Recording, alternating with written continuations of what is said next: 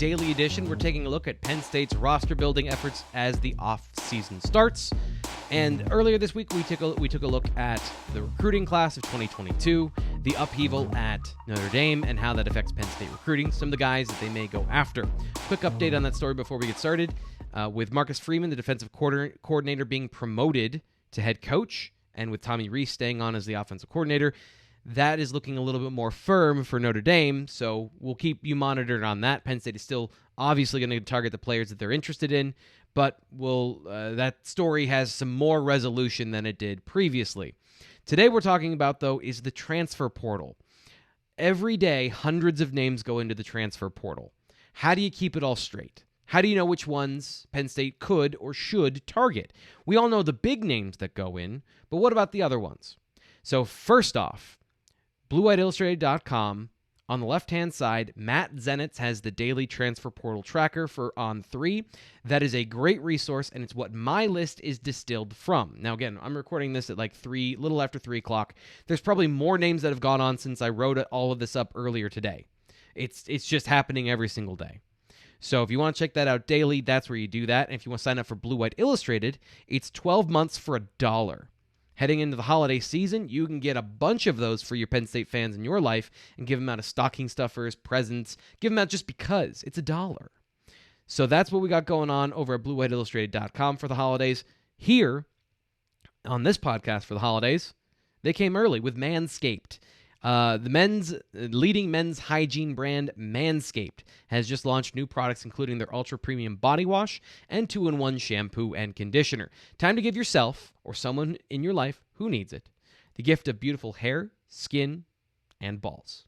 And if you have any of those three things, you can use the promo code at the bottom of the screen, 20PSU, for 20% off plus free shipping. Now, we've focused a lot on the latter there, talking about the Lawnmower 4.0 a bunch on the show. Today we're focusing on hair because I used the 2-in-1 conditioner this week, and I've got some notes. I was really nervous going into it. We'll get into it a little bit later because right now we got to get into the transfer portal to give you the information you need to know. Okay, so the most important thing to know about what we've got going on here is that this is the Penn State criteria based on 1 year of transfer portal activity. What they've done in 2021, and I've broken it down to roughly 2 groups of players that Penn State has targeted in the portal, and you see them here.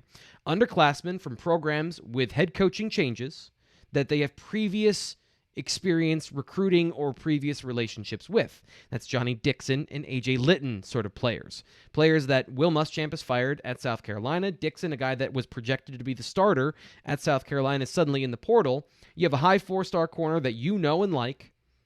Go get him. Now you have a guy who's projected to be in the rotation after Tariq Castro-Fields leaves Penn State, and a guy you wanted anyway.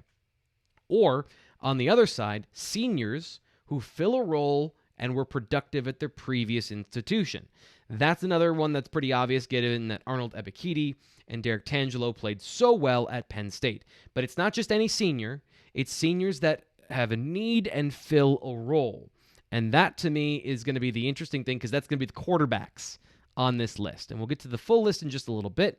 I want to give you the honorable mentions first because I think they're good examples of both of those things as either young players that maybe don't fit all of our criteria but do fit a need, and then seniors with a natural transition point from their previous school that were productive. And the first guy on that list is Jake Bobo from Duke.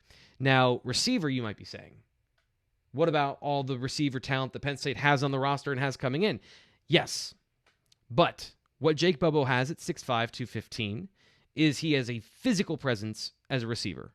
He has over 50% contested catches in 2021, so he's a guy that can go up and get the football. He's proven to be that possession receiver in an offense. He was also the team's lead receiver, so he's used to being the guy and making catches in big situations, being targeted on third downs, things like that. The moment isn't too big for him.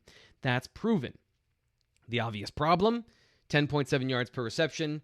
Just in general, possession receiver means he's not that fast. So that's the problem. That's where I think the reason he's an honorable mention is because of that, and because there's something we'll get to in a little bit.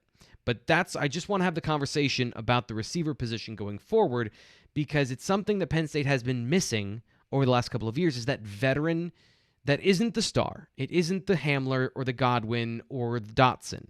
It's the guy that catches 15 to 20 passes a year, but they're big moment passes that you expect that guy to show up. It's the Saeed Blacknall catching a touchdown pass in the Big Ten championship game. He's not the guy, but he's a guy that can get you exactly what you need, exactly when you need it, and that's what Jake Bobo fits. Now, the receivers next year, Parker Washington. Yep, I think everyone feels comfortable that he's going to take the next step and be the next receiver in line. The other guys around him, Malik Mega, played really well, showed some flashes at the end of the season against Rutgers in busted coverages.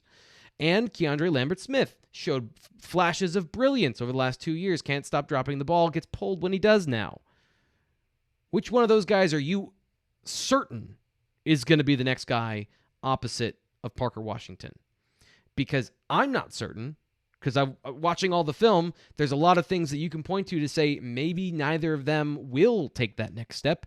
But if you're Penn State, the thing is you've got to be confident in that evaluation, which is another reason that Jake Bobo doesn't really fit, is they're going to believe in their guys and their development, especially in Malik Mega. And then the other guys on the roster, and the reason I bring up Bobo or a receiver to take that role of veteran that you trust is because the other guys are Harrison Wallace and Liam Clifford, redshirt freshmen who either didn't see the field or saw 20, 50 snaps maybe. And then true freshmen coming into the program that are very talented, but are true freshmen. There's the guys that you would expect as far as Cam Sullivan-Brown, who had his opportunities this year in some spot duties, and Daniel George, who had opportunities early and then didn't and was not on the field anymore. Those are the sort of guys that you never know, but you kind of assume are moving on from the program as far as they will be entering the transfer portal. But the reason that I don't think it's a complete fit for Penn State is let's look again at his size and his skills. 6'5", 215, contested catch, maybe not super fast, but is a physical presence in the receiving game. That is a Penn State tight end. If he had gone to Penn State, he'd be 245 or 255, and he would have been lining up in line. So the tight ends just got to turn it on next year. They've got to do it. And that's the physical presence in the passing game for Penn State. So it would be a luxury. And that's the other thing about Penn State and James Franklin is they're not donating or designating a lot of scholarships to the transfer portal. He mentioned maybe 3 per side of the ball. Maybe it's a couple more 1 year on either side, but it's not 10, it's not 15. They're not recruiting a whole team in the portal like some teams have to fill in those gaps that recruiting misses. They're still going to be a team that recruits high-level talent out of high school. And that's why on this list, honorable mention is Miles Frazier, a 6'5" left tackle. The reason I put him on here is because I wanted to make Penn State fans that are angry about the run game happy that there is a guy out there that is a good run blocker. 78.5 PFF run blocking grade. He runs in a similar system to what Penn State does as far as it's a zone blocking scheme. He's got good quickness laterally to get on those zone blocks. He's physical and tenacious as a blocker. But as a guy from, I believe he's from New Jersey, he's from the Northeast. He's in the portal now. He's visiting Rutgers. I don't know that he fits the full picture for Penn State. And part of one of the problems is physical, tough, tenacious, 6 sacks given up. That's kind of the other half of that, is that as a left tackle, I don't think he fits what Penn State wants there. He also doesn't fit the mold at 305 of what Penn State is building to along the offensive line with Phil Trautwein of bigger, longer, actual run blockers. And then there's the question of what happens with Rasheed Walker. What's his future? If he comes back, then Miles Frazier is not a part of the picture. Or Landon Tengwall. Again, I've said before, I am willing to be wrong about the fact that I think he's a right tackle and not a left tackle. If they want to try him there first, he's proven me wrong so far against Rutgers and against Michigan State. Terms and conditions apply in a snow game, but we'll see.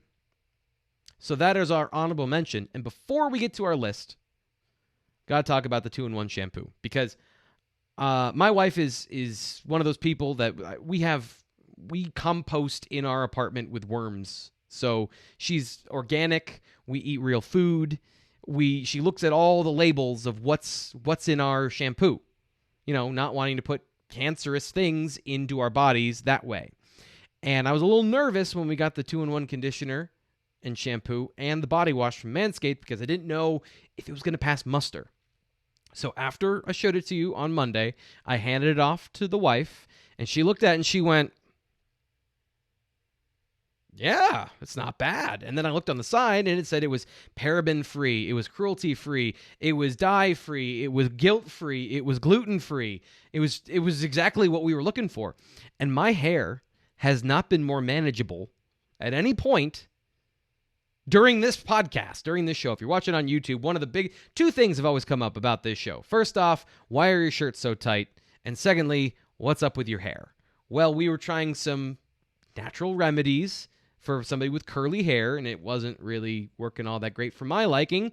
We try literally one day with the shampoo, and my wife is mad because she's like, that works better than everything we've been trying.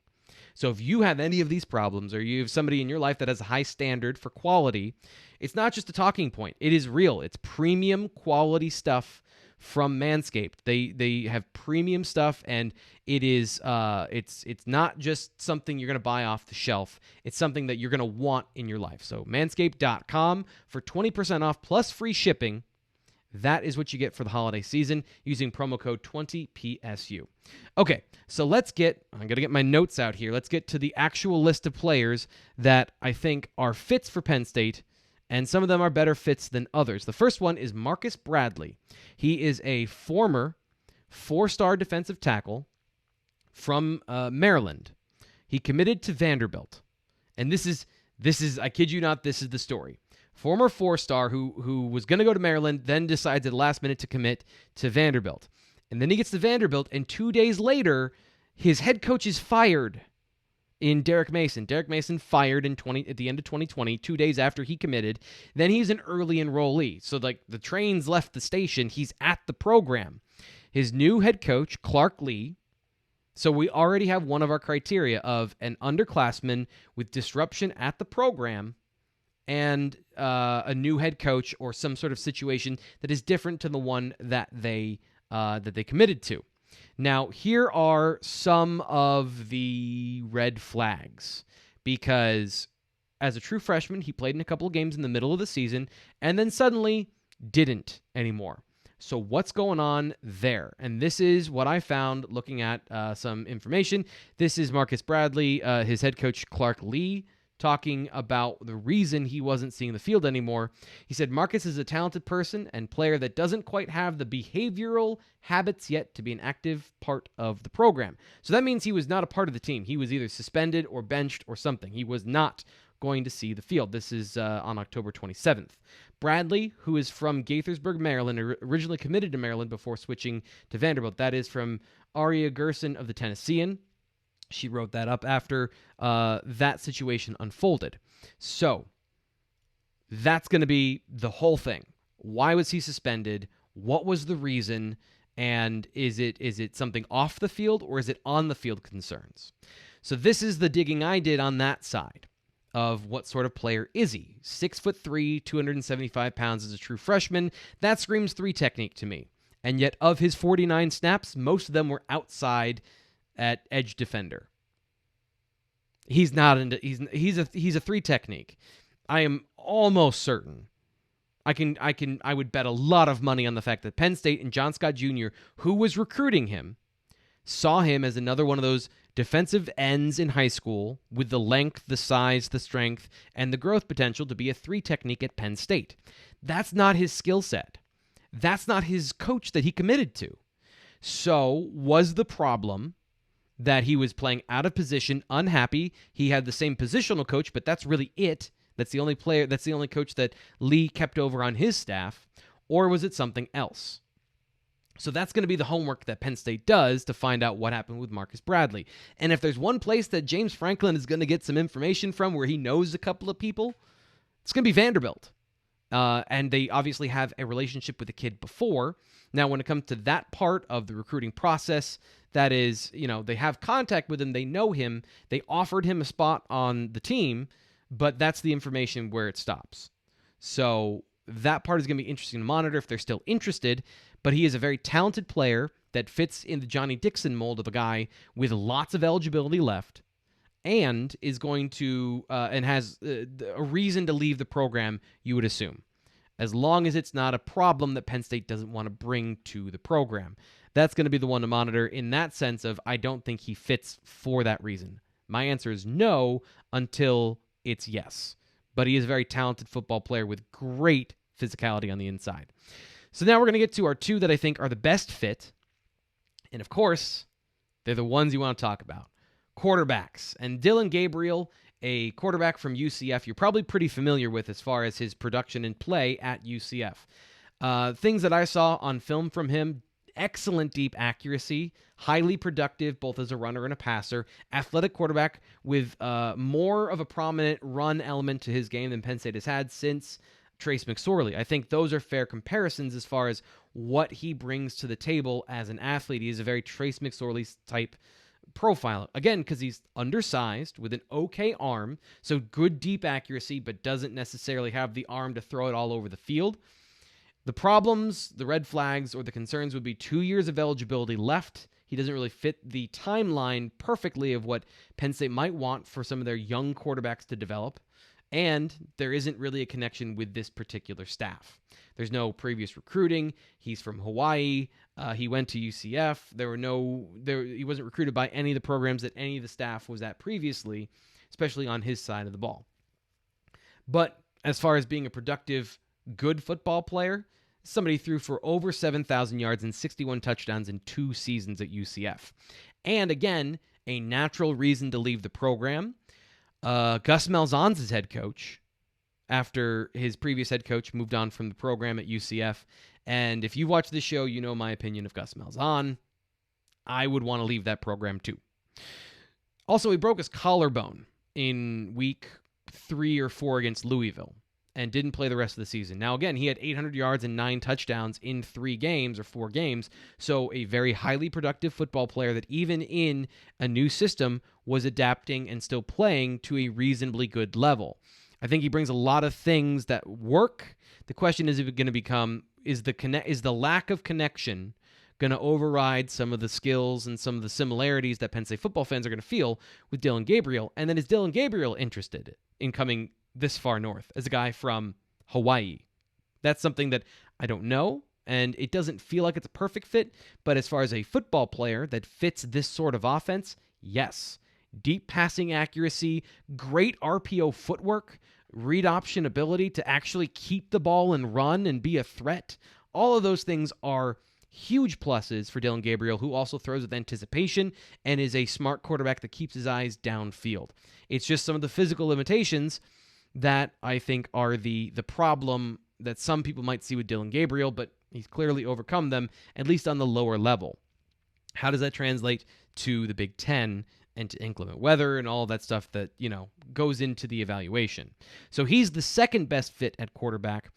Another guy we're going to mention here that we already talked about is Spencer Rattler. He is a guy that you have to check out. All the things we covered him and in his own show earlier this week, so go check that show out. But you have to inquire. He's that talented because he can do a lot of great things. But the guy that I think is the best fit, that has all the criteria we're looking for, that would be Miles Brennan, quarterback from LSU.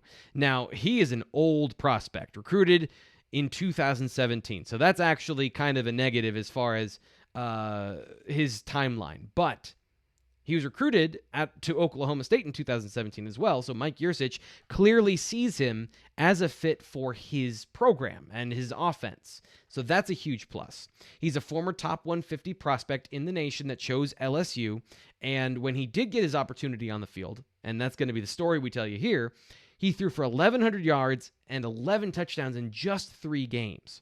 Now, it was 2020. That was a nutso season for everybody. There was nothing that was even about that year to have accurate, great stuff, and it was against 3 teams that weren't super great. Also, Miles Brennan, Ed Orgeron, is fired. Reason to leave the program. But the injury problem, that's going to be the real question here. And then, is he looking for a guarantee to start? Because Penn State is not going to guarantee anybody a starting position. They didn't guarantee Tommy Stevens a starting position. And if Miles Brennan, like Tommy Stevens, absolutely wants to play, no questions asked, then Penn State won't be a fit. But if he says, okay, I have to beat out a redshirt freshman, and I've been in college football for 6 years now, or however long it's been, I should be able to do that, and he has the talent to do it. He might be a great bridge quarterback with 1 year of eligibility and talent. And the reason, so there's 3 individual reasons he hasn't seen the field. The first is a certain guy named Joe Burrow beat him out for the job in 2019. He's pretty good at football. So he didn't play in 2019 after redshirting and sitting for a year under Burrow. And then in 2020, he got his chance to play.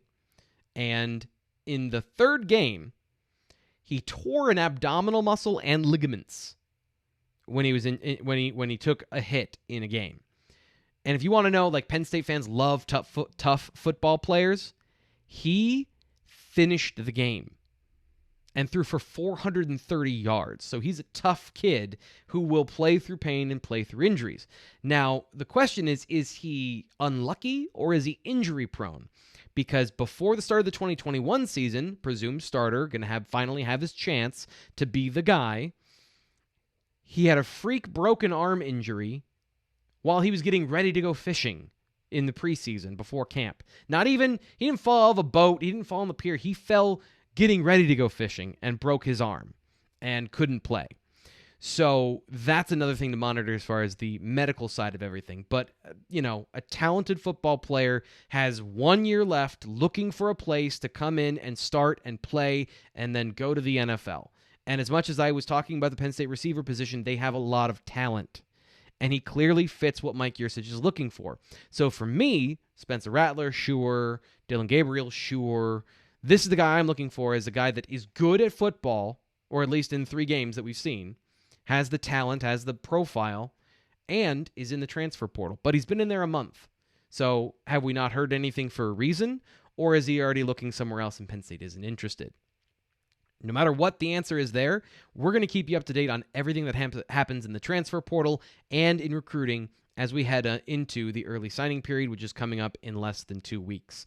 That'll do it today for the BWI Daily Edition. Again, subscribe to our YouTube channel, like the video, and check out BlueWhiteIllustrated.com for the latest in Penn State football news all the time, 24/7, 365. I'm your host, Thomas Frank Carr. We'll talk to you tomorrow.